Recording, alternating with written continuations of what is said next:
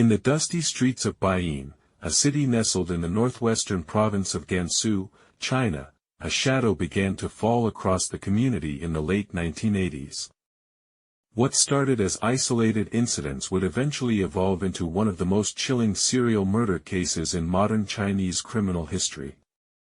The man behind these horrific crimes would earn a moniker that would send shivers down the spines of millions: China's Ripper. The story of Gao Chengyong is not merely a tale of murder and mayhem, it is a complex narrative that weaves together the darker aspects of human psychology, the challenges of criminal investigation in a rapidly changing China, and the devastating impact of unchecked violence on a community. For nearly 3 decades, this man would evade capture while leaving a trail of terror that would fundamentally alter the lives of countless families and reshape how Chinese authorities approached serial crime investigation.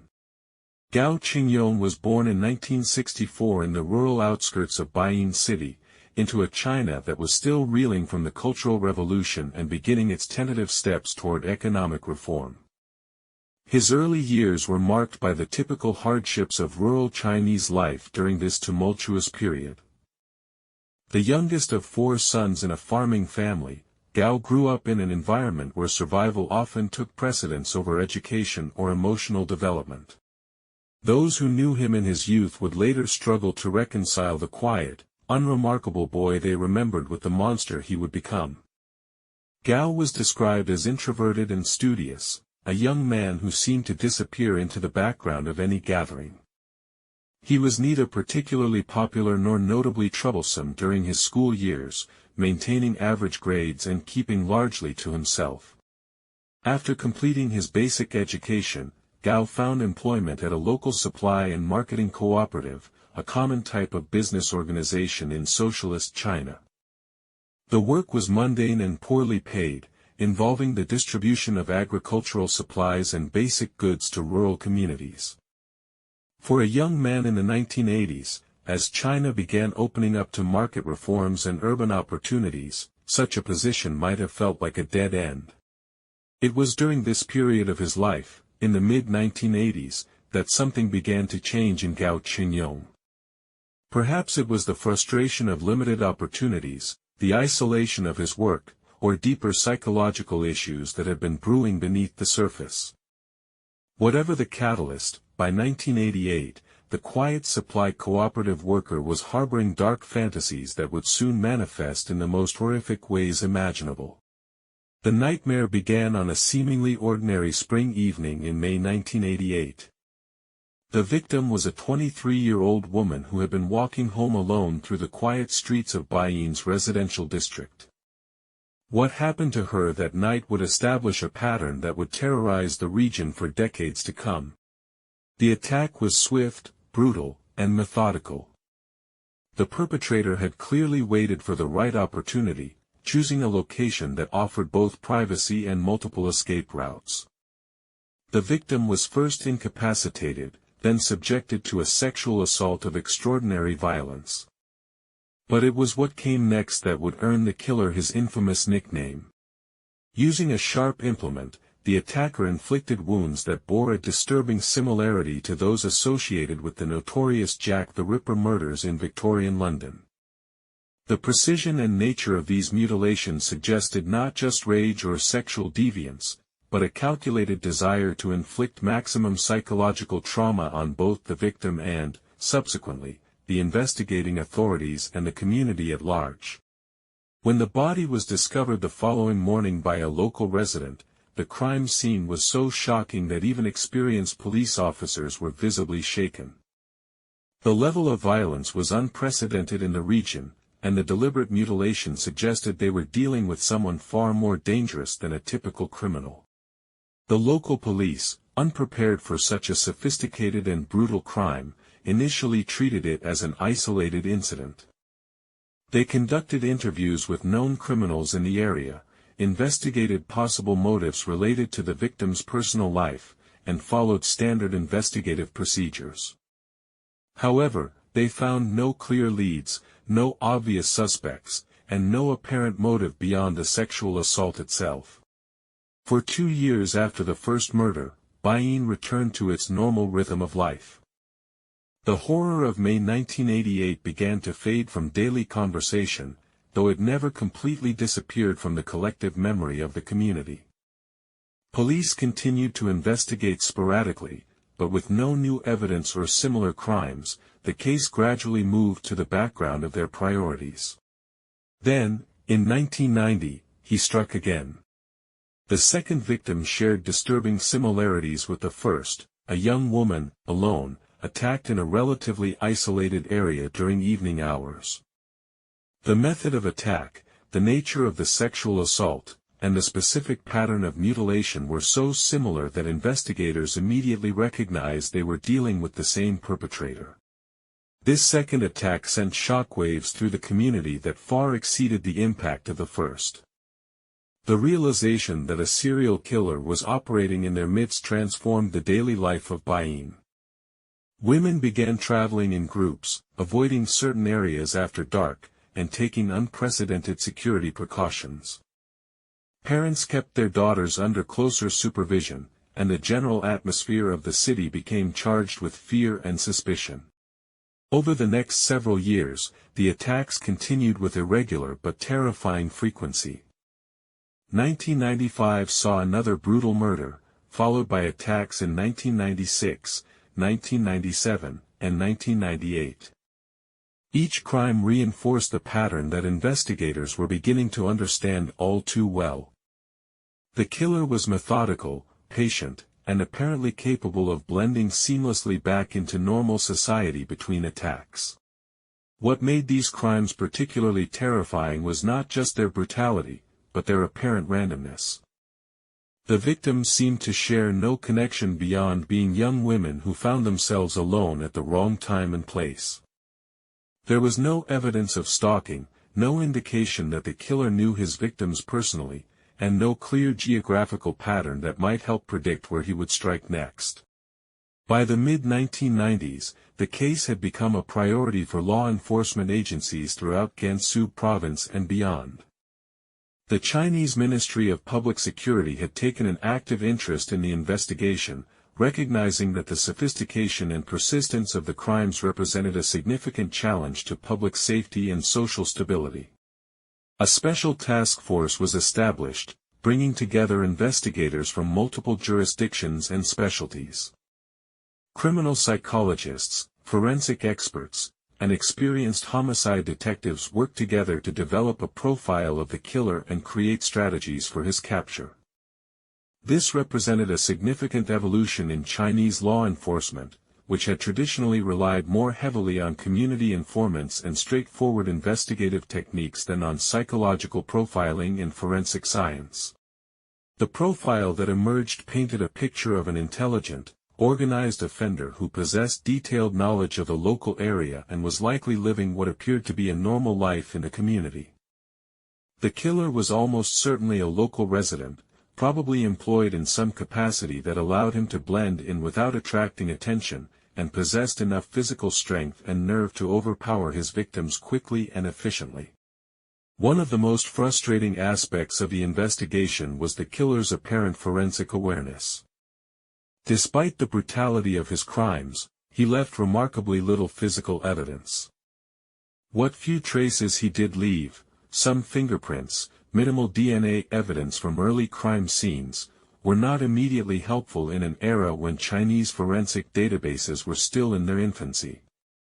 The investigation employed increasingly sophisticated techniques as the years progressed. Surveillance operations were mounted in areas where attacks had occurred, hoping to catch the killer returning to familiar hunting grounds. Extensive background checks were conducted on men who fit the developing profile. Community outreach programs were launched to encourage anyone with relevant information to come forward. As the investigation matured, criminal psychologists developed an increasingly detailed profile of the unknown killer.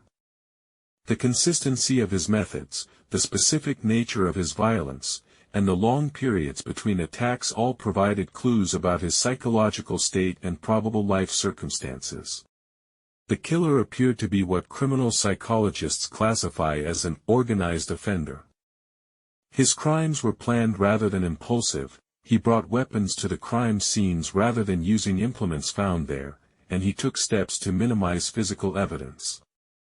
This suggested intelligence, self-control, and the ability to function normally in society between attacks. The sexual nature of the crimes, combined with the extreme mutilation, indicated deep-seated psychological issues related to anger toward women, sexual inadequacy, and a need to exert total dominance over his victims. The specific pattern of mutilation, consistently applied across different crime scenes and years, suggested a ritualistic component to the violence that went beyond mere sadistic pleasure. Perhaps most significantly, the long periods between attacks, sometimes years, indicated that the killer was able to satisfy his violent urges through these periodic explosions of brutality, then return to a seemingly normal life.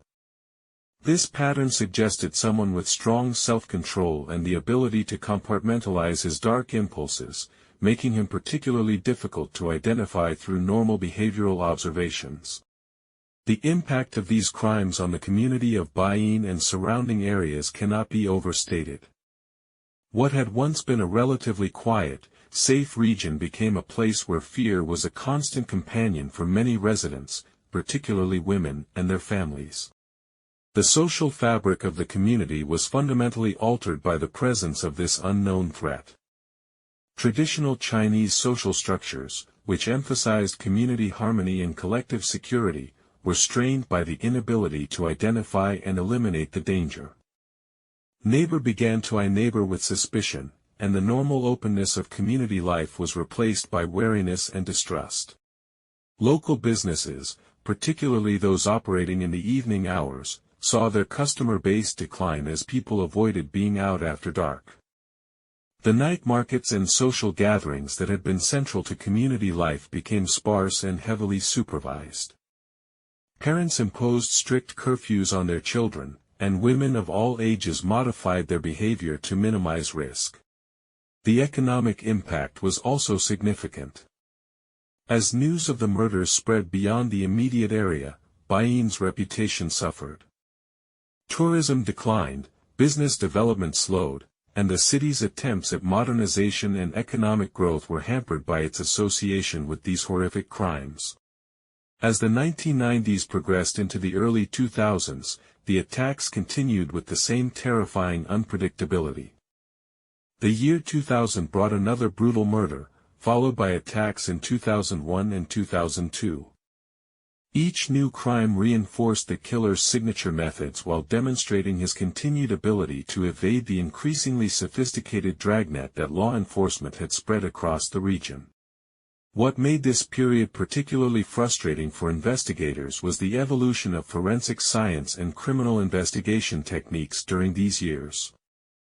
DNA analysis became more sophisticated and widely available, databases of criminal information expanded and became more interconnected, and psychological profiling techniques improved dramatically.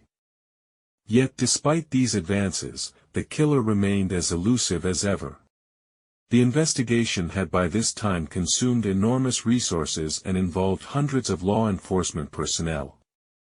Thousands of men had been interviewed, investigated, and in some cases subjected to extensive background checks. The case files had grown to massive proportions, containing every conceivable piece of information about the crimes, the victims, the investigation techniques employed, and the countless dead ends that had been pursued. One particularly tragic aspect of this period was the number of false accusations and wrongful arrests that occurred. The intense pressure to solve the case, combined with the natural human desire to find someone to blame for such horrific crimes, led to several instances where innocent men were subjected to intense scrutiny, public suspicion, and in some cases, wrongful detention. These episodes further damaged community cohesion and trust in the investigative process. The last confirmed murders attributed to China's Ripper occurred in 2002.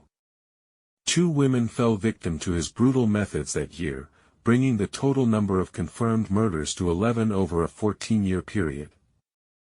These final attacks followed the same horrifying pattern that had characterized all the previous crimes, suggesting that the killer's psychological compulsions remained unchanged despite the passage of more than a decade.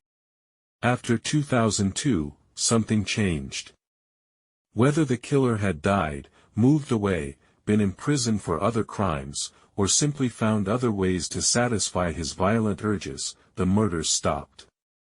This created a new kind of torment for the community and investigators, the not knowing whether the threat had truly ended or was simply dormant.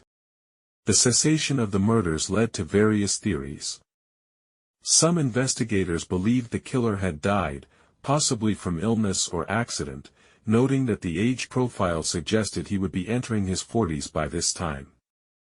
Others theorized that he might have been imprisoned for other crimes, or had moved to a different region where his crimes were not being connected to the Bayin series. A more disturbing possibility was that the killer had simply become more sophisticated, either committing murders that were not being connected to the series or finding ways to satisfy his compulsions without actually killing. The lack of resolution left the community in a state of suspended animation, grateful that the murders had stopped, but unable to achieve true closure or peace of mind. From 2002 to 2016, the case entered what investigators call the cold case phase. While not officially closed, active investigation had diminished to periodic reviews of evidence and the occasional follow-up on new leads. The massive task force that had been dedicated to the case was gradually reassigned to other priorities, though a core group of investigators continued to work on the case part-time. During this period, advances in forensic science, particularly DNA analysis, offered new hope for resolution. Evidence from the crime scenes was periodically re-examined using more sophisticated techniques, and investigators held out hope that improved databases and analysis methods might eventually provide the breakthrough they had been seeking for so long. The community slowly began to heal, though the scars left by nearly 2 decades of terror remained visible.